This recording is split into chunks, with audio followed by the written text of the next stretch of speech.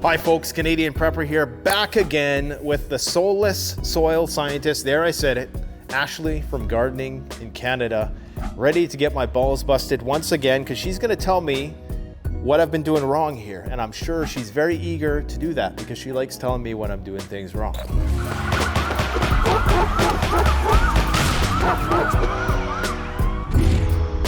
What we got going on here, guys, is we're trying to grow food indoors because we live in zone 3, so you can't grow a whole hell of a lot.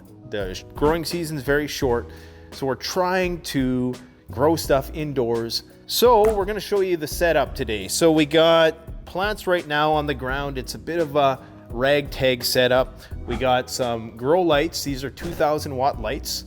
And if this doesn't work, direct all your criticisms towards her because I'm just doing what she's telling me to do here, all right? So what do you think of what we got going on here so far? So what you should mention is that this is a full spectrum light, which is key for growing indoors. Certain lights and certain light spectrums are just meant for vegetative growth versus flowering, and we need flowering to take place because we aren't growing leafy greens, we're growing fruits for the most part. The other thing was the fact that we needed a light that is dimmable. And the reason for that is because plants are sensitive with the full spectrum LED lights. We find that if they're up at full capacity, they'll burn the leaves, it'll cause curling, things like that. And being able to adjust both the height and the dimness of it is going to be key there. That's kind of what we have set up here. It's just basically 2 grow lights. We got these from Uncle Wiener's warehouse. Yes, you heard correct. I know it doesn't sound right, but that's where we got it. So, what do we need to grow food indoors? What does a person need to get started? Because you can't just put vegetable plants by a window. It doesn't work like that. No. They need a lot of light. What else do they need? Your soil is going to be huge, and that's just a peat-based soil, and some people in the comment section are going to come at you for that because it's considered not environmentally friendly, but it's very effective. Professional growers for greenhouse situations and stuff are all using peat moss, so it is your highest quality factor there. And the varieties of potting soil you chose have fertilizer in them.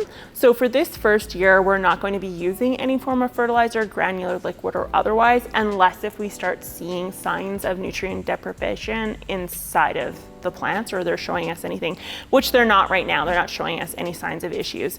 So if you're making your own and you're using peat, perlite, vermiculite, and whatever else, and you're not incorporating like a compost or a slow release granular fertilizer, you may want to consider using a liquid fertilizer, and that is my favorite fertilizer to use. And if you go that route, you want to, based on what you're growing here, you want to go with a fruiting flowering formula. It's going to be slightly higher in phosphorus and potassium, lower in nitrogen. But if you're going for a leafy green version, we would back off on phosphorus, potassium, and go for more nitrogen, which would be just considered a generic all-purpose. My thoughts exactly. I concur. I totally concur. Be prepared, I guess, to fork out a few bucks for lights. I don't know if I got ripped off, but I paid, I think it was $400 for each of these lights. No, you didn't get ripped off. That's average. And you have to keep in mind though, with like the LEDs, it's a one-time investment. I have T5s in some of my setups. I have the sun blasters, and I find I have to change the bulbs out around every 3-ish years. Whereas the LEDs, unless they're burning out, which they shouldn't be if they're good quality, you're not going to be replacing them. I think they said several thousand hours. Yeah. So I think we're good. But something to keep in mind, I guess, you are going to be using them a lot, like what, 18 hours a day. Would you recommend some sort of diffusion? So that's where the dimmer comes in. If you don't have the dimmer, that's where you would use like a shade cloth or something of that nature. Right. So you're gonna have to watch your plants and watch for signs of lack of light versus too much light. And we have literally both scenarios happening here right now. Okay. So that's really nice. But when he did mention 18 hours, that's really important. If we're trying to encourage flowering and vegetative growth, we wanna go for 18 hours till probably mid-July, and then we're going to bring it back down to about 14-15 hours, and that's going to trigger a flower cycle because now the plant is going to think that winter is coming, so it needs to make babies in order to survive, and you will notice a lot more flowerings happening all over all your plants. So maybe you can tell us a bit about what we're doing right and what are we doing wrong.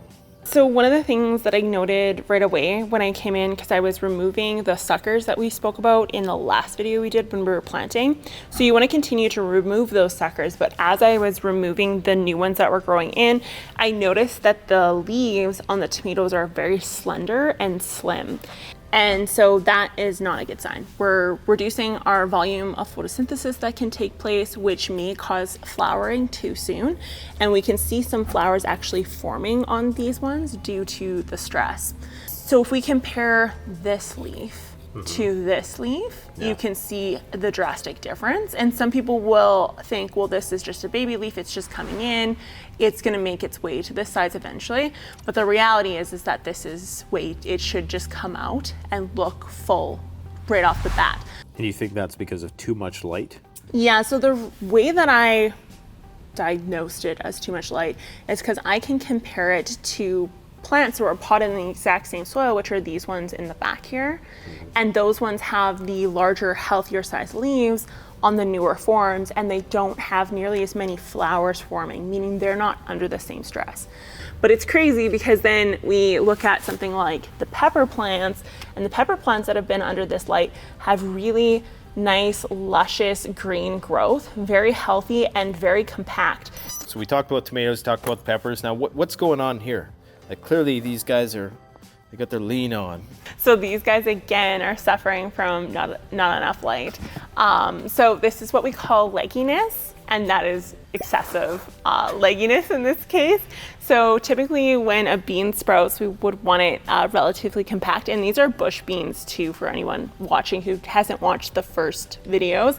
But this is legginess. So plants that are leggy won't survive long term unless you get the lighting situation fixed. This can reduce productivity, but I mean, for the most part, I think we'll be okay. Now, the one behind you there, I adjusted the lighting and we can see what has happened.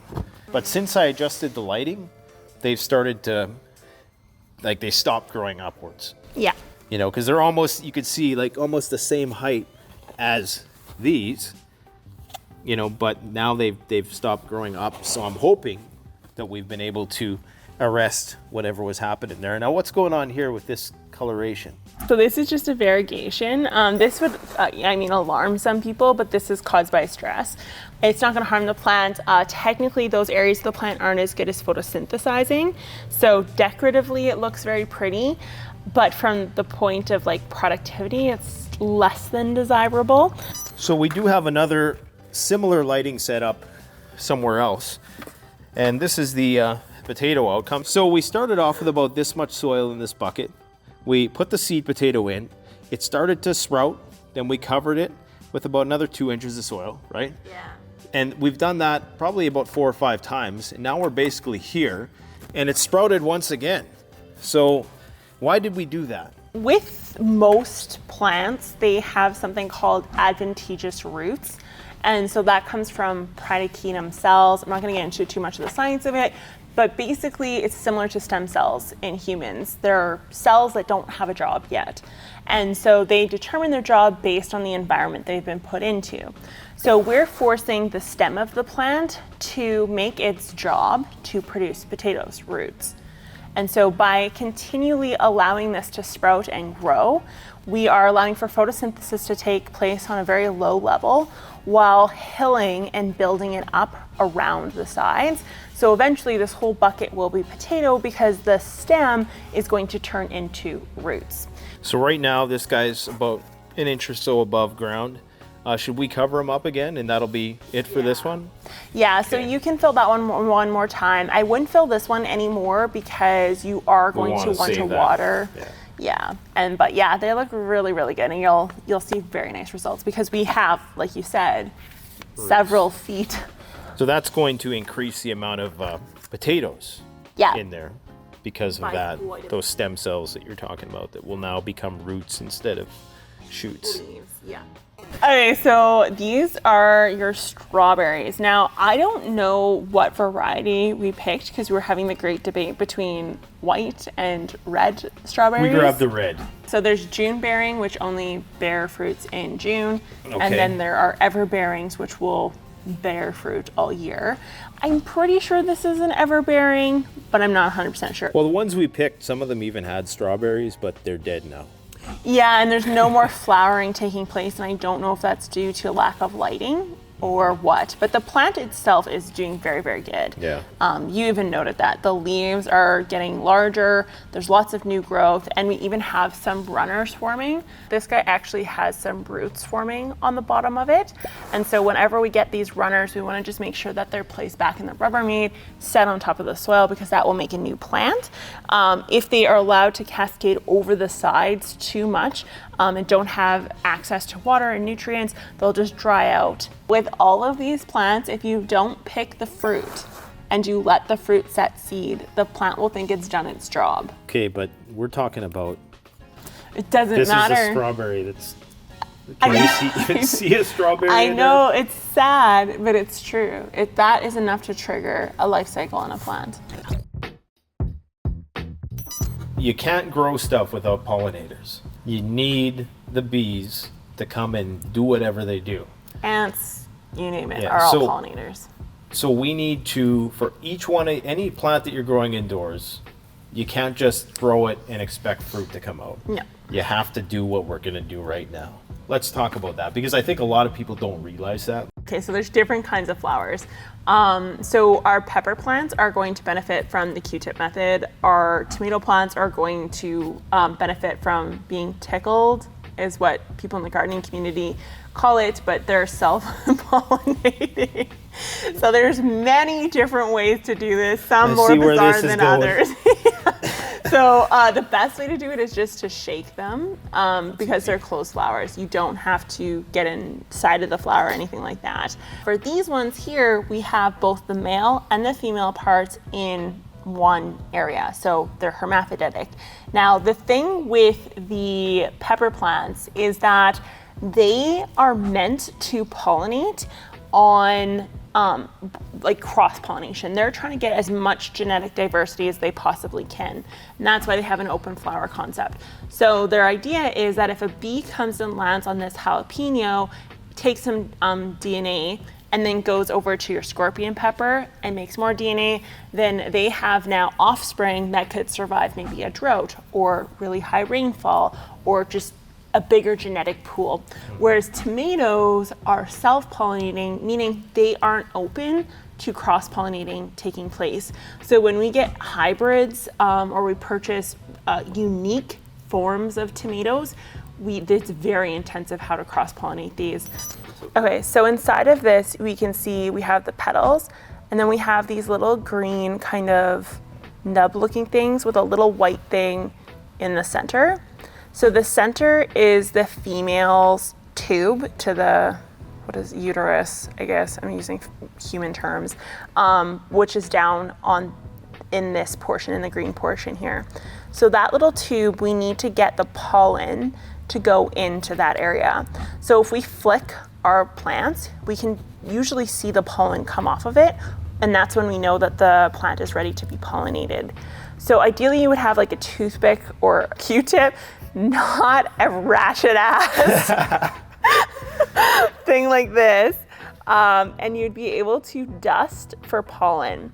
So what you're doing is you want to rub up against the green looking things surrounding the white thing and try to get some of that dust on the Q-tip, and then you want to rub that on top of the white portion. And that's going to allow that pollen to move down the tube into this green portion, which is where the uterus of the plant is located. But you want to check these probably at least every day or two, because an unpollinated flower is going to do this. It's just going to shrivel up and then fall off. Use it or lose it, as they say. Pretty much, yeah. That's exactly what that is. Now we're going to talk about airflow, because we got to simulate what's happening outside. I guess that's the whole challenge with indoor gardening, is trying to recreate outside, inside. So we also need wind. Yeah. So I just have this fan here, industrial fan that we use around the warehouse. And you don't need this, I would imagine. Will any fan do, or how much is too much wind? Yeah, so this is actually super powerful. So we want enough that we're gonna see the plants moving. So as long as we have some slight movement in the plant, that is enough. There's a few reasons for this. The first one being that when we have plants blowing in the wind, it develops a stronger stem, and it actually also develops a stronger root system too. So that's the purpose for the fan. For the self-pollinated plants like the tomatoes, we may get some low levels of pollination taking place. And then the other reason is for faster rates of evapotranspiration. So we talked about that before, and that's just the removal of excess water from the soil surface, so we don't get the mold buildup. Now, white mold you see on the surface of plants isn't necessarily a bad thing. That's just a sign of decomposition, and it's just a sign of nutrient cycling taking place. But it can also be a sign of overwatering. So just to help with the transfer of water and just water movement in the system, the use of the fan is going to provide that. All right, so what are we gonna do here with this wire thing? Why do we need to do this? Because if you ask me, plants shouldn't need this wire frame apparatus thingy. Why do they do this? Well, there's a couple of reasons. So when we trellis properly, we get photosynthesis to take place because things aren't falling on top of each other, and pruning obviously factors into that as well. The other reason for trellising is plants will put on fruit, and if we can trick the plant into feeling as though it's supported, it will put on more fruit and bigger fruit because it's not worried about snapping anything, things getting caught in the wind, whatever the case is. So that's the purpose for trellising. If we didn't trellis and we simply just let this fall over, we would end up with a lot of vegetation, which may restrict photosynthesis, but we also would end up with smaller, tinier fruits and less fruit because, again, the plant doesn't think it can support more. And comments down below if you think this trellis is going to be big enough for an indeterminate tomato grown indoors for the next 6 months. She thinks it won't be big enough, but I disagree. I think it'll be perfectly sufficient. Listen to me, not the expert. So literally all we do. That's a joke for all of you literal people out there. And you want to stick, so when we're doing containers, we want to stick it all the way to the bottom. This can tip this over, and that was my other concern, is that this is going to tip it. So you think this thing is going to be like this? I don't think I know. Okay, well, let's see what happens. Okay, so this is the one form we have, and then the second form that we got. Put it this way, if I can get a plant this big growing fruit in here, I'll call that a success. So we have our cylindrical trellis and we have our rectangular trellis. I picked these out because I knew it would be the perfect fit. So these ones are actually quite a bit bigger too, so I'm actually kind of impressed with them. So as you can see behind us here, we got all the trellises up. We move things around a bit so the things that are getting too much light don't get that much light, and the things that need more light are going to be directly under, the lower light. So I'm curious to see how this is going to look in a couple weeks. So we'll come back, we'll see what it looks like, and we'll let you know what we discover. Any final thoughts on what we got going on here? Just water them. Just water them. She always says that I underwater. These are annuals, so they're growing pretty rapidly. They're using a lot of water to do their job. Okay. So, water away. Go and subscribe, guys. You won't be disappointed. You're going to learn an immense amount. As cheeky as she is, she's teaching me stuff. That's what matters most. And on a serious note, go and subscribe. You will not be disappointed. All right? Take care, guys. Thanks for watching. Canadian Prepper out. The best way to support this channel is to support yourself by gearing up at CanadianPreparedness.com, where you'll find high-quality survival gear at the best prices, no junk, and no gimmicks. Use discount code PREPPINGGEAR for 10% off. Don't forget, the strong survive, but the prepared thrive. Stay safe.